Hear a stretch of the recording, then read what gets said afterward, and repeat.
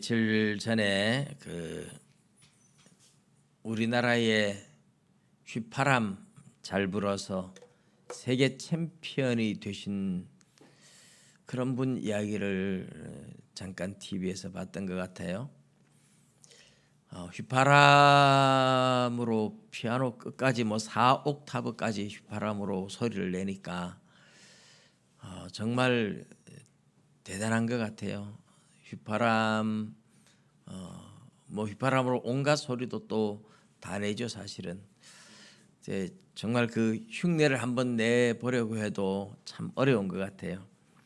우리 교회에 전에 한번 헌신 예배 자왔던 유승용 목사님, 그분이 휘파람을 여기서 불렀었죠. 새 소리도 내고 온갖 소리도 다 내는데 따라할 수가 없어요. 너무 아름다운 소리를 내는데 제 고등학교 친구도 새 소리도 내고 온갖 쫑쫑쫑 하고 내고 또르륵 하고 내고 휘파람으로 온갖 소리를 다 냈는데 그런 참 특별한 기술들 같아요. 그 유 목사님 휘파람 그렇게 잘 부는 그분이 지금은 이제 의대생 간사로 활동을 하시는데 목회를 이제 아버지가 하던 교회 물려받아서 아버지 돌아가시고 목회를 했는데 사실 교인들이 거의 없어서 대학교 의과 대학 학생들 그 간사 기독교 선교 단체로 CMF 간사로 이제 계시죠. 그분 교회, 그분 집이 이제 집과 교회가 같이 거기도 붙어 있는데 전에 한번 그곳에 재개발한다고 이제 어떤 기업이 들어왔어요. 건설업체가 들어와서 그래서 교회도 목사님 쉽게 그냥 그렇게 계약을 했어요. 그래서 아마 그때 교회는 계약금을 3천만 원인가 5천만 원인가 이제 받았고 그 주변에 여러 집들이 같이 계약을 몇 천만 원씩 받고 계약을 했어요. 근데 그 기업체가 한 5억 정도 계약금만 들어간 상태에서 무슨 연유인지 재개발을 포기를 했어요. 재개발을 포기를 하니까 계약금은 어떻게 될까요? 다 포기하고 그냥 간 거예요. 그래서 그냥 계약금 몇 천만 원 하루아침에 그냥 공짜 돈이 다 생긴 거예요. 이게 이제 사람이 이렇게 기업도 그렇고 사람도 그렇고 계약하며 약속을 했는데 이 약속을 한 것을 계약을 해놓고 내 마음대로 안 되겠다 계약금 돌려줘 이렇게 할 수가 없는 거잖아요. 사람의 유언도 그렇고 계약도 그렇고 약속을 하고 계약서에 도장을 찍고 이렇게 하면 사람의 약속도 마음대로 변경할 수가 없어요. 그래서 수억 원을 들여서 계약을 했지만 계약금을 다 포기하고 그냥 물러가시는 바람에 그때 상당히 많은 사람들이 어려운 상황에서 그냥 돈이 생겨서 참 유익했다고 이야기를 하더라고요. 사람의 약속, 사람과 사람이 한 약속도 이렇게 중요해서 아무나 바꾸거나 변경시킬 수가 없는데 하나님이 하신 약속은 얼마나 더 중요하겠습니까? 사람의 약속과 차원이 다르죠. 그 하나님이 하신 약속을 언약이라 이렇게 부르는데요. 오늘 본문은 바로 그 언약에 대해서 하나님이 하신 언약, 율법이 바꿀 수 없다. 하나님이 우리 인간에게 한 약속이 율법보다 훨씬 먼저 했는데 율법이 왔다고 해서 하나님의 약속이 변경되거나 취소되는 법이 없다. 그 이야기를 하는 거예요.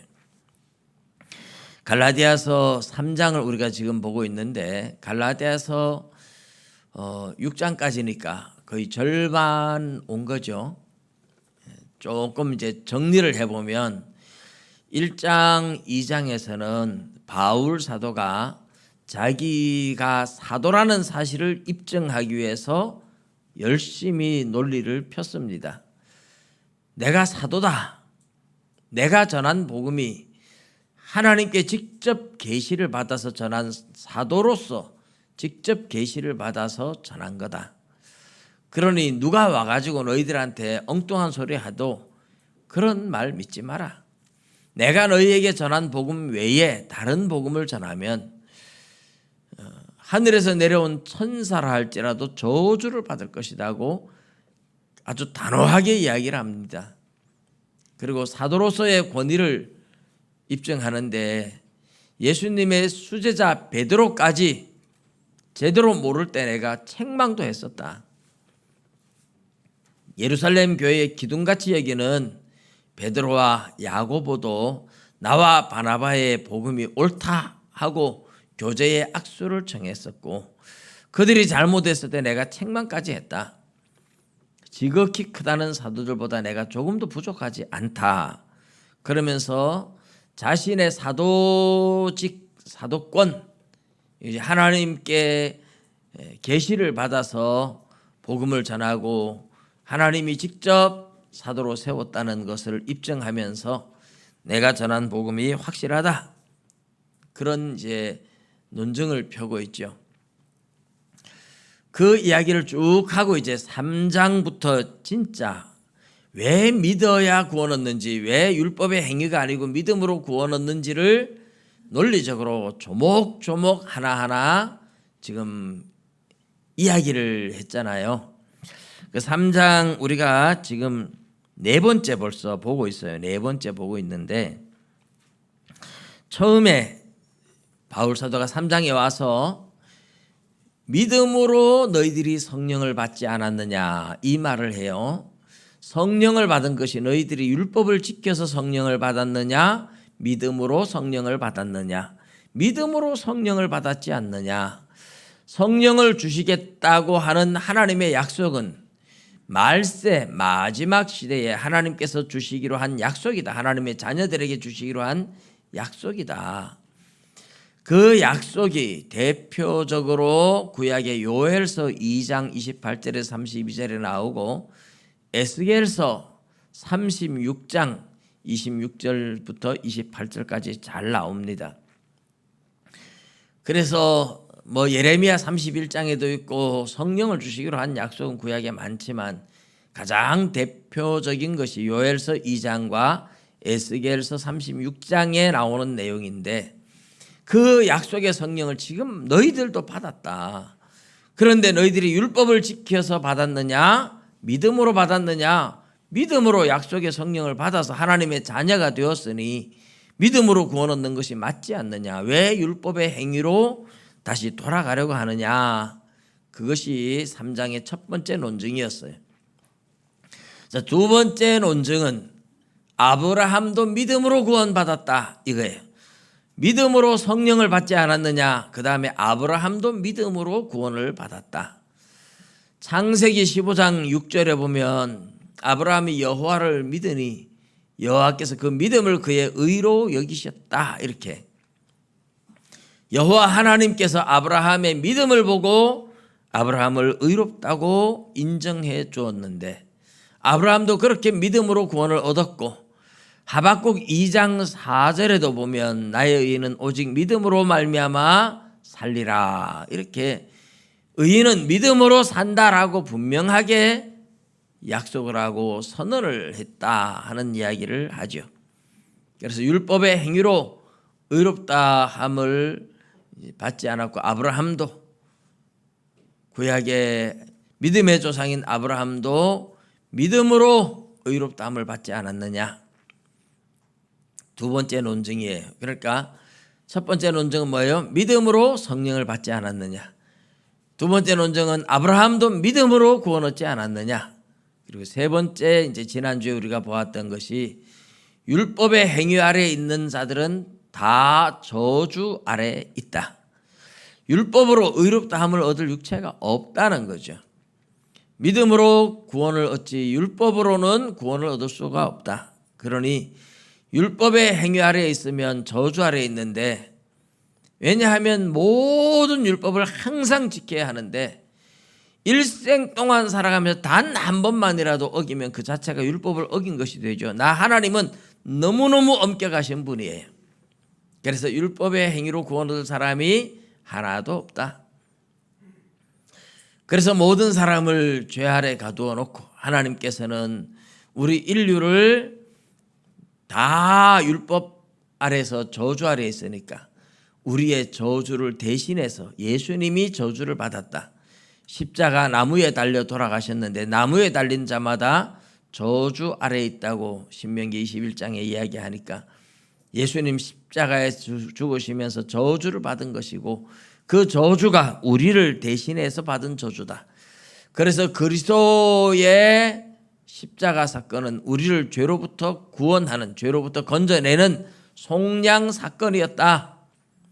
그래서 예수 그리스도로 말미암아 구원을 얻는다. 믿음으로, 예수를 믿음으로 구원을 얻고 율법을 지켜서 구원 얻는 것이 아니다. 이것이 이제 지난주 세 번째 논증입니다. 자, 오늘 우리가 보는 네 번째 갈라디아서 이 네 번째 논증은 하나님의 약속에 대한 논증이에요. 하나님의 약속에 대한 논증이고 다음 주에 우리가 볼 논증은 율법의 역할에 대한 거예요. 이 갈라디아 3장은 이렇게 5개의 논증으로 이어져 있는데 하나하나 제가 좀 지겹게 여겨지실지 모르겠지만 자세하게 봐야 할, 어떻게 보시면 생각 없이 보면 했던 말 또 하고 했던 말 또 하고 같은 말 계속 반복하는 것처럼 느껴져요. 사실 같은 말 맞아요. 구원 얻는 방법이 믿음으로 얻는다, 그 이야기 하는 거잖아요. 믿음으로 성령을 받았다는 것도 믿음으로 구원 얻는다는 것에 대한 입증이요, 아브라함이 믿음으로 구원 얻은 것도 믿음으로 구원 얻는다는 증거고, 율법의 행위 아래에 있으면 다 저주 아래에 있는 것이니까 역시 믿음으로 구원을 얻을 수밖에 없다는 그 이야기를 하고 있고, 그러니까 믿음으로 구원 얻는다, 이 이야기를 5번에 걸쳐서 논증을 하고 있는 겁니다. 할렐루야. 그래서 우리가 이 부분을 잘 알아야 믿음으로 구원 얻는다는 것이 무엇인지에 대해서 확신을 가지는 거죠. 오늘 우리가 보는 네 번째 이야기를 보면, 형제들아 내가 사람의 예대로 말하노니, 사람의 예, 이제 하나의 샘플을, 사람의 입장에서 하나의 샘플을 내가 얘기해야겠다. 영어로 말하면 이제 unexample 샘플을 이제 보여주고, 그리고 everyday life, 늘 사람들의 생활 속에서, 그냥 일상 속에서 일어나는 그런 사람들의 약속을 봐도 똑같이 아무나 한번 한 약속을 더하거나 패하거나 하지 못하는데, 사람의 약속도 아까 말씀드렸던 것처럼 계약을 하면 무효로 돌릴 수가 없어요. 그냥 돈 뜯겨도 그냥 갈 수밖에 없죠. 사람의 약속도 그런데 하물며 하나님의 약속은 얼마나 더 하겠느냐, 그런 이야기죠.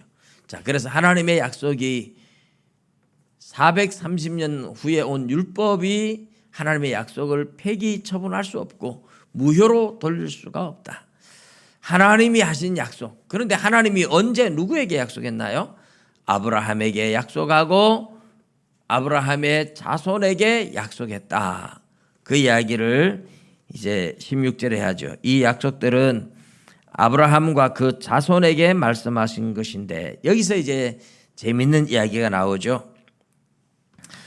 여럿을 가리켜 그 자손들이라 하지 아니하시고 오직 한 사람을 가리켜 내 자손이라 하셨으니 곧 그리스도라, 이랬어요. 여럿을 가르쳐서 자손들 이렇게 말하지 않고 하나를 가르쳐 내 자손 이렇게 말했다. 영어로는 이제 자손을 C라고 하죠. 시드 해가지고 C. 그런데 복수형을 쓰지 않고 단수형을 썼다는 거예요. 너의 자손 하는 것과 너의 자손들 하는 것과 다르다는 거죠. 이 이야기는 창세기 17장 8절, 창세기 13장 15절에 나오는데, 하나님께서 내가 이 땅을 너와 내 자손에게 주겠다. 내 자손이 단수를 쓰면서 하늘의 별처럼 많아지겠다. 그런 식으로 표현을 해요. 너의 자손 하는 말을 자손들 하지 않고 자손 하는 단수를 썼다. 히브리어로도 보면 2인칭 단수를 쓰고 있어요. 2인칭 단수를 써서 자레이카 이렇게 쓰고 있는데, 이 단수를 쓰는 것이 바로 예수, 아브라함의 후손 중에 오게 될 메시아 예수를 가르쳐서 말하기 위해서 단수를 사용했다. 이게 이제 구약 성경에 대한 바울 사도의 해석이죠. 바울 사도가 해석하는데, 바울 사도가 이렇게 해석한 것이 성령의 감동으로 기록하면서 성령께서 이렇게 해석하도록 가르쳐 주신 거죠. 바울 사도는 당대의 탁월한 학자였기 때문에 성경을 누구보다도 잘 아는 사람이었습니다. 그래서 창세기 13장 15절에 나오는 말씀을 가지고 하나님이 아브라함에게 약속하고 아브라함의 자손에게 약속했다. 그런데 그 자손이 여러 명을 가르치는 자손들하고 복수를 사용하지 않고 자손하는 단수를 쓴 것은 아브라함의 후손 중에 태어날 메시아, 바로 예수를 가르쳐서 말한 것이다. 이렇게 이야기를 하고 있죠. 하나님이 아브라함에게 약속하신 거예요. 아브라함과 아브라함의 후손 메시아 될 예수님 오실 것을 내다보고 하나님이 약속했다. 그런데 내가 이것을 말하노니 하나님께서 미리 정하신 언약, 약속을 430년 후에 생긴 율법이 폐기하지 못하고 그 약속을 헛되게 하지 못하리라. 15절에서도 사람의 언약이라도 정한 후에는 아무도 폐하거나 더하거나 하지 못한다. 사람의 약속도 아무나 이게 이제 사람의 약속이 정당한 절차를 거쳐서 이루어진 그런 약속이에요. 영어로 말하면 duly established 이렇게 표현하는데, duly는 정당하게, 이 말이에요. 정당하게 설립된 약속, 정당하게 만들어진 약속, 이런 약속. 사람 간에 정식으로 계약을 체결하고 계약서 쓰고 도장을 찍었을 때는 아무도 그걸 폐하거나 더하지 못한다. 사람의 약속도 그런데 하물며 하나님의 약속은 더하지 않느냐. 그래서 하나님이 미리 정하신 언약을 430년 후에 생긴 율법이 폐기하지 못하고 그 약속을 헛되게 하지 못한다. 여러분, 이 율법이 430년 후에 왔다, 이 표현은 이스라엘 백성들이 아브라함과 이삭과 야곱에게 하나님이 약속을 했잖아요. 아브라함과 이삭과 야곱에게 약속을 했는데 야곱 때에 애굽에 내려가죠. 애굽에 내려가서 살다가 430년 후에 애굽에서 노예로 지내다가 해방을 받고 나온 거죠. 430년 후에 나와서 시내산에 와서 하나님 앞에 율법을 받아요. 그래서 이 430년 후에 생긴 율법이다. 이 말은 하나님께서 아브라함과 이삭과 야곱에게 약속을 했었고 그 약속을 받은 자손들이 애굽에 살면서 430년 동안 처음에는 자유인으로 살다 나중에 노예 생활을 했죠. 430년 동안 애굽에 있다가 나온 이스라엘 백성들에게 하나님이 율법을 줬대요. 그런데 그 율법이 아브라함과 이삭과 야곱에게 하나님이 했던 그 언약을 폐기시킬 수 없고 헛되게 할 수 없고 무효로 시킬 수 없다. 이 율법은 나중에 430년 후에 주어진 것이고 하나님이 원래 했던 약속이 더 중요하다. 그런 이야기를 하는 거죠. 18절에 보면 만일 그 유업이 율법에서 난 것이면 약속에서 난 것이 아니리라. 그러나 하나님이 약속으로 말미암아 아브라함에게 주신 것이다. 유업이 뭡니까? 천국을 말해요. 하나님의 자녀로서 받을 기업, 유업. 자식들이 부모로부터 재산을 물려받는 것, 이런 것이 유업이라고 말하죠. 그 유업이 하나님이 우리 하나님의 백성들에게 천국 주겠다 약속한 유업이 율법에서 난 것이 아니다. 율법으로 말미암아 하나님이 준 것이 아니고 약속으로 말미암아 아브라함에게 약속으로 주지 않았느냐, 그런 거죠. 자, 여기까지가 이제 이 15절에서부터 18절까지가 하나님이 아브라함에게 주셨던 약속, 그것은 아무나 폐기시킬 수도 없고 무효로 돌릴 수도 없다. 율법이 그것을 무효로 돌릴 수도 없다. 율법은 하나님이 한 약속을 430년 후에 주어진 율법이기 때문에 그 율법이 하나님의 언약을 무효화시킬 수 없다. 하나님이 아브라함에게 믿음으로 구원 얻겠다고 약속했기 때문에 그 약속이 더 중요하다. 아브라함에게 했던 약속처럼 지금도 역시 믿음으로 구원 얻는다. 그 이야기를 확증하고 있어요. 믿습니까? 그러니까 구약 성도들이 율법으로 구원 얻었다 이런 말을 하면 안 돼요. 구약에도 믿음으로 구원 얻었고 신약에도 믿음으로 구원 얻고 믿음으로 구원 얻는 건 똑같아요. 구약에 하나님을 믿는데 죄를 지으면 속죄하는 방법이 제사를 드리는 것이었고 제사를 통해서 죄를 용서받고 여전히 그 모든 과정은 하나님을 믿기 때문에 율법을 지키고 순종하는 것이지 율법을 지켜서 구원 얻는 게 아니었다는 거죠. 신약 시대에 와서는 죄를 지으면 예수님 앞에 죄를 자백하고 회개하는 것이죠. 구약처럼 제사를 드리지 않아도 되는 것은 예수님이 자기 몸으로 영원한 제사를 드렸기 때문에 더 이상 제사 드리지 않아도 된다. 이 굉장히 지금 이 설교가 딱딱한 설교고 재미없는 설교긴 해요. 그러나 여러분 성경에 관심이 있는 사람은 굉장히 중요한 말씀이에요. 구약에도 뭐로 구원 얻어요? 믿음으로. 신약에도 믿음으로 구원 얻는데 이것은 바뀐 적이 없어요. 한 번도 틀려진 적이 없어요. 그러면 그런즉 율법은 무엇이냐? 그럼 율법 뭐냐? 이렇게 묻는 거죠. 여기서부터 율법의 역할이 나오기는 한데 23절부터 다음 주 우리가 볼 내용의 율법의 역할을 초등교사, 옛날 개혁 성경에는 몽학 선생 이렇게 이제 이야기했죠. 그때 가서 그 이야기를 좀 더 구체적으로 다음 주에 가서 보겠습니다만은 오늘 율법을 왜 줬느냐 그러면 왜 줬느냐? 그런즉 율법은 무엇이냐? 범법함으로 더하여진 것이라 이랬어요. 죄를 지어서 율법을 하나님이 추가시킬 수밖에 없었다. 이렇게 이야기를 하고 있죠. 범법함으로 더하여진 것이라 천사들을 통하여 한 중보자의 손으로 베푸신 것인데 약속하신 자손이 오시기까지 있을 것이라. 자, 이 율법을 시내산에서 하나님이 친히 강림하시고 아브라함에게 율법을 줬다 이랬는데 사실 하나님이 직접 강림하신 것이 아니고 하나님처럼 역할을 하는 천사를 보내서 천사가 중보자가 되어서 또 모세가 중보자가 되기도 했죠. 근데 하나님은 천사를 보내서 중보자 모세의 손을 통해서 하나님께서 율법을 주셨다. 이 율법은 약속하신 자손 바로 예수님이 오실 때까지 필요로 주셨다. 왜냐하면 범법해서 죄를 지어서 여러분 그런데 출애굽기 19장 20장에 하나님께서 율법을 주실 때 이스라엘이 무슨 죄를 지어서 금송아지 만들어서 율법을 주신 겁니까? 사실 금송아지 만들기 전부터 율법은 주셨던 거죠.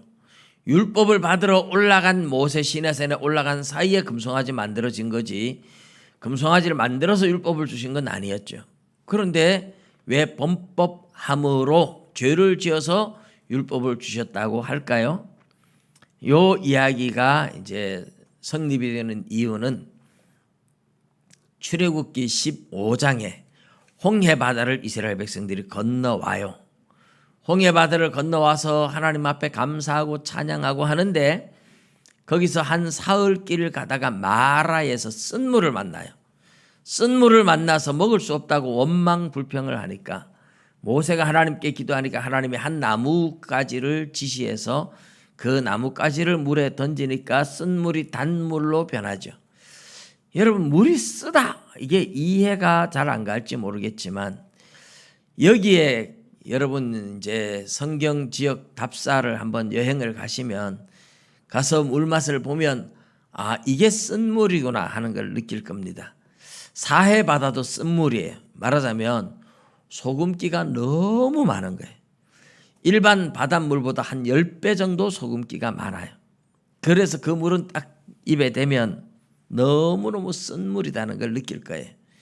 근데 그 지역에 전부 다 그렇게 쓴 물이고, 그 시내에서 광야에 보면 그냥 얼음 빙판처럼 보이는 데가 있는데 거기 가면 전부 다 소금이, 그냥 광야에도 소금이 말라서 그냥 얼음처럼 비추는 데도 있고 소금 사막이 막 있어요. 지금도 마라 지역이라고 불리는 이 지역, 시내산 지역이나 아라비아 지역, 이 미디안 지역은 그렇게 물이 쓴 물이 많아요. 소금기가 가득한. 그러니까 쓴 물이에요.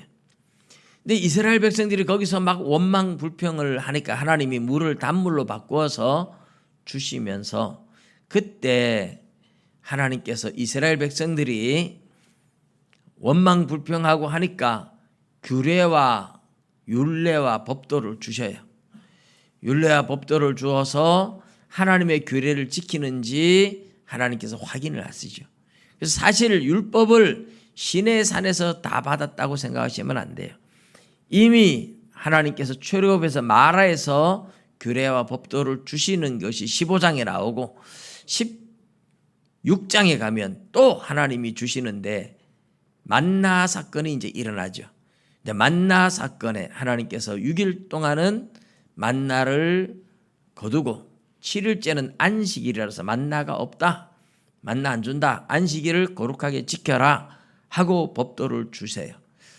그래서 이 15장 16장 출애굽기 15장 16장에서 보면 이스라엘 백성들이 광야에 나와서 금방 은혜 받고 좋다고 하다가 조금만 어려움이 와도 그냥 원망과 불평을 하니까 하나님께서 그렇게 율법을 미리 주세요. 그래서 하나님이 주시는 규례와 법도를 지키는지 시험하시면서 죄를 지으니까 하나님이 죄를 짓지 말라고 규례와 법도를 먼저 주세요. 그렇게 주셨던 것을 이제 시내산에 도착했을 때 정식으로 언약 체결을 하면서 그 언약을 구체적으로 주시고 문서화, 성문화해서 주신 것이죠. 그러니까 하나님이 율법을 주셨던, 원래 율법을 주셨던 것은 범법함으로 주셨던 것이 맞아요. 이스라엘 백성들이 자꾸 죄를 짓고 원망하고 하니까 하나님이 규례를 줘서 이걸 지켜라, 내 백성이면 이걸 지켜야 된다, 그렇게 주었던 것을 시내산에서 정식 언약을 체결하면서 내가 너희를 건져낸 너희 하나님이니까 너희들이 내 백성으로 살아갈 수 있겠느냐, 내 백성으로 살려면 내 언약을 다 지켜야 된다. 그래서 백성들이 우리가 하나님 백성으로 살겠습니다. 그래서 구체적으로 언약법을 주셨던 것이 바로 십계명이고 여러 가지 율례들이죠. 율례, 규례, 계명 막 이렇게 말하는데, 계명은 십계명을 말하는데 이 십계명을 다양하게 삶에 적용시키는 그런 내용들을 규례, 율례 뭐 이렇게 말합니다. 자, 이 율법을 왜 주셨느냐? 이것은 하나님의 백성으로 살지만 자꾸만 하나님을 온전히 신뢰하지 못하고 자꾸만 원망하고 불평하고 죄를 짓기 때문에 하나님께서 율법을 주셨다. 근데 그 율법이 그러면 하나님의 약속과 반대가 되느냐? 반대되지 않는다는 거죠. 반대되지 않는 이유는 율법은 구원 얻으라고 준 것이 아니기 때문입니다. 약속은 구원을 약속한 것이고 율법은 그 율법을 통해서 우리가 죄인이구나 하는 걸 깨닫게 하는 목적이 있고, 죄를 지으니까 죄 짓지 말라고 주셨던 것이니까 그것이 구원을 주는 하나님의 약속과 서로 반대되거나 그런 건 절대로 아니다 하는 이야기죠. 능히 살게 하는 율법을 주셨더라면 의가 반드시 율법으로 말미암았지만, 그러나 율법으로 의를 얻도록 한 적이 없다. 성경은 모든 사람을 죄 아래 가두어서 예수 그리스도를 믿음으로 하나님의 약속을 믿는 자에게 하나님이 주시려고 믿음으로 구원 얻게 그렇게 했다. 그래서 율법을 주신 목적, 율법의 목적은 다음 주에 더 구체적으로 나옵니다만은 율법을 왜 주셨느냐? 자꾸만 죄를 지으니까 죄 지지 말라고, 죄인인 걸 깨닫게 하기 위해서 율법은 주셨다. 그래서 하나님이 주신, 처음부터 하나님이 아브라함에게 주셨던 약속은 믿는 자를 의롭다, 믿음으로 구원 얻는다 하는 것을 하나님이 약속으로 주셨다는 겁니다.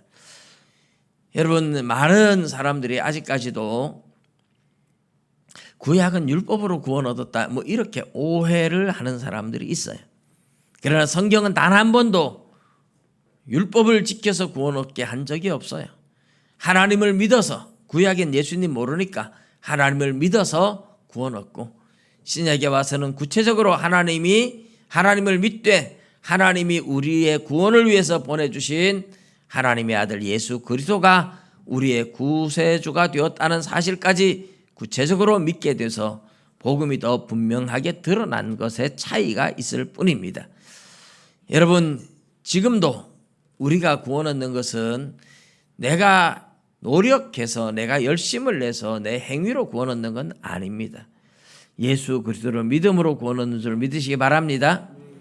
이제 구원 얻은 사람이 하나님의 은혜에 감사해서 헌신하고, 감사해서 순종하고, 감사해서 충성하는 것, 이게 성도의 삶이죠. 하나님의 자녀니까. 여러분, 아이들이 부모 밑에서 자라면서 부모님이니까 당연히 부모 말 들으려고 애쓰지 않겠어요? 100% 부모님 말씀 못 들어도, 때로는 실수하고 해도, 부모가 야단쳐도 잘못했어요 그렇게 말은 하지만, 그래도 어쨌든 부모님 말 들으려고 애쓰는 거하고 똑같습니다. 부모와 자식 관계니까 부모 말 당연히 듣는 거죠. 그 말 들었다고 자식이 되고, 말 안 들으면 호적에서 파내고, 이런 법이 없잖아요. 똑같이 저와 여러분이 하나님을 믿을 때 이미 하나님의 자녀가 된 줄 믿으시기 바랍니다. 이것은 취소되거나 변경되지 않아요. 여러분, 믿음을 끝까지 지키면 다 천국에서 만나게 될 줄로 믿습니다. 할렐루야. 그래서 이 믿음, 나를 구원한 믿음, 예수 그리스도가 나의 구세주라는 이 믿음으로 여러분 천국 소망을 가지고 살아가는 겁니다. 그래서 이 세상에서 힘들고 어려울 때도 견딜 수 있는 거예요. 왜? 지금 좀 힘들어도 내 천국 갈 거니까. 그래서 참고 견디는 거죠. 여러분, 세상에 소망을 둔 사람은 좀 어려우면 못 견뎌요. 아유, 나는 못 살겠다. 부부간에도 좀 싸우다가 힘들면 아이고 못 살겠어. 하나님의 말씀 저버리고 그냥 못 살겠어. 이건 세상에 소망을 둔 사람이죠. 힘들고 어려워도 하나님이 이렇게 서로 사랑하며 용서하며 살아라 그랬으니까, 그래, 천국 가면 하나님께서 다 갚아주실 텐데, 여기서는 어쨌든 하나님 말씀 듣고 순종하고 사랑하고 용서하고 참고 견디고, 그게 사는 거지. 그게 하나님의 백성의 삶이지. 하나님이 그걸 기뻐하시는데 내가 하나님 기쁘시게 해야지. 사람 보며 참는 게 아니에요. 하나님 보며 참는 겁니다. 오죽하면 바울 사도가 노예들에게 한 말이 있잖아요. 오늘날 누가 노예를 인정하겠어요? 그러나 그 시대에 노예 제도가 있는데, 노예들한테 힘들어도 하나님 생각하면서 참아라. 하늘나라에 가면 하나님이 갚아주신다. 하나님 생각하면서 하나님처럼 섬기고 하나님 생각하며 참고 견디는 거다. 그렇게 인내를 가르쳤습니다. 여러분, 우리가 이 세상의 모든 어려움을 이겨낼 수 있는 근거가 하나님을 생각하면서, 우리에게 천국을 주시겠다고 약속하신 그 하나님 생각하면서 천국 소망 때문에 참고 견디는 겁니다. 사람이 자기 생각대로 살고 자기 기분대로 살고 욕망대로 살면 어떻게 되겠어요? 이 세상에서 내 기분 내키는 대로 내 편한 대로 살고 이러면 어떤 공동체에 가서도 견디기가 잘 어려울 거예요. 세상 공동체에서도 그럴 거예요.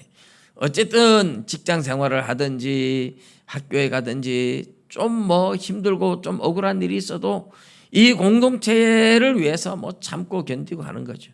우리도 나라에서 하는 불합리한 것들이 굉장히 많아서 때로는 저도 막 거부도 하고 이렇지만 어쨌든 이 나라 백성이기 때문에 백신 맞아라 그래서 백신 맞고, 이 나라 백성이기 때문에 나라에 협조할 건 협조하고, 그래야 나라도 운영되고 되는 거잖아요.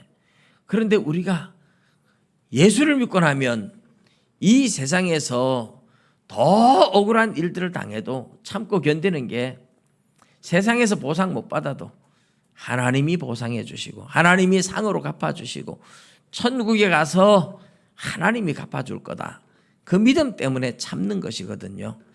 여러분, 어려운 일들이 어찌 한두 가지겠습니까? 경제적으로 어려운 일이 생길 수도 있고, 또 어떤 인간 관계에서 어려운 일이 생길 수도 있고, 부모 자녀 뭐 이런 관계 속에서도 어려운 일이 생길 수도 있고, 질병 때문에 뭐 어려울 수도 있고, 뭐 여러 가지 우리 예수 믿는 사람도 이 세상에서 어려움을 피해갈 수는 없어요. 그런데 천국 생각하면서 참고 견디는 것, 이것이 이제 믿음이에요. 이 믿음이 한 걸음 더 올라가서 우리가 정말 이 세상의 어려움을 넉넉하게 이기려면 성령 충만해야 돼요. 성령 충만. 내가 견디기 어렵지만 성령 충만해서 하나님이 은혜 주시면 어려움이 아니에요. 원수까지 사랑할 수 있는 게 우리 인간의 힘으로 안 되잖아요. 그런데 손양훈 목사님 같은 경우 자기 아들을 쏴 죽인 원수를 양자로 삼을 만큼, 그게 어디서 가능합니까? 누가 내 자식 죽였다 그러면 가서 그냥 패 죽이고 싶지, 어떻게 용서하고 양자로 삼을 수 있어요? 근데 그게 가능한 건 성령 충만하기 때문에 가능해요. 그분 손양훈 목사님 나환자촌에서 나환자들 막 이 고름을 입으로 빨아냈잖아요. 그 질병 전염 잘 되는 그 질병 가진 사람들, 그걸 입으로 빨아낸다. 여러분 하시겠습니까? 이게 성령 충만하지 않으면 안 된다는 거예요. 성령 충만해서 이 모든 것을 감당할 때, 여러분 우리가 세상의 고난을 이길 수 있는 길이 하늘나라의 소망을 두어서 이기긴 하지만, 그냥 하늘나라의 소망이 지금 당장의 눈에 보이는 건 아니기 때문에 그 믿음 가지고 이기긴 하지만 그렇게 이기기가 참 힘들어서 어렵게 이기고 나갈 거예요. 때로는 쓰러지기도 하고 이기지 못하고 질 수도 있어요. 그러면서 뭐라고 말할까요? 예수 믿는 게 참 힘들다, 예수 믿는 게 이렇게 힘든 줄 몰랐다, 이런 얘기 할 거예요. 그런데 예수 믿는 게, 잘 믿는 게 더 쉽다. 제 동기 목사님이 책을 그랬었는데 잘 믿는 게 더 쉽대요. 근데 사실 성령 충만하면요, 그게 어려움이 아니에요. 성령님이 주시는 힘이 있어요. 마음에 기쁨이 넘치고 힘이 있기 때문에 어렵지 않아요. 어린 아이들한테 작은 걸 들으라 그러면 힘들겠죠. 우리 손주가 이번에 왔다가 가면서 물놀이를 이렇게, 요즘도 이제 뭐 물에다가 제가 고기를 이렇게 몇 마리, 그래서 물에서 고기 잡느라고 얼마나 신나게 노는지 몰라요. 그러면서 이제 대야에다 물 받아가지고 들면, 이걸 들면서 막 낑낑 힘들어가지고 못 들어요. 4살짜리가. 그러면서 하는 말이, 나는 아직 어리니까 못 들어, 이렇게 얘기해요. 나는 아직 어려서 무거워서 못 들어, 이렇게 얘기를 하면서 할아버지가 좀 들어줘, 이러는 거예요. 아이는 힘들죠. 근데 어른은 그게 대에 물 받은 게 힘이 전혀 안 들잖아요. 왜요? 힘이 더 세니까. 우리 마음에 힘을 강하게 하는 분이 성령님이거든요. 성령님이 우리 마음을 강하게 붙잡아주면 힘들지 않아요. 억울한 일 당해도 힘들지 않고, 고난을 당해도 힘들지 않고, 심지어 순교를 당해도, 스데반 집사가 사람들한테 억울한 일 당할 때 그 얼굴이 뭐와 같다 그랬어요. 사람들이 사도행전 6장 마지막 절에 보면 사람들이 딱 보니까 스데반 집사의 얼굴이 천사의 얼굴 같다 이랬어요. 이 천사의 얼굴 같다는 말은 마음에 다른 사람들이 막 억울하게 누명 씌우고 이러면 마음이 약하면 힘들잖아요. 그럼 막 얼굴에 막 분노가 일어나서 얼굴이 울그락불그락하고 얼굴에 표가 난다는 거죠. 그런데 성령 충만하니까 막 억울한 일을 하고 억울한 누명을 쓰고 하는데도 마음의 평안이 전혀 깨어지질 않아요. 불쌍하다. 너희들이 불쌍하다. 너희들이 예수를 몰라서 어떻게 하느냐 이러면서 오히려 불쌍한 마음이 들지, 분하고 억울하고 막 분노가 일어나는 마음이 전혀 없어요. 그럼 마음의 평안을 누구도 깨뜨리지 못하니까 얼굴이, 그 마음을 드러내는 얼굴이 평안하더라는 거죠. 이 평안하더라는 말을 천사의 얼굴 같다 이렇게 말하는 겁니다. 여러분 성령 충만하면 여러분 얼굴도 다 천사의 얼굴이 될 줄로 믿습니다.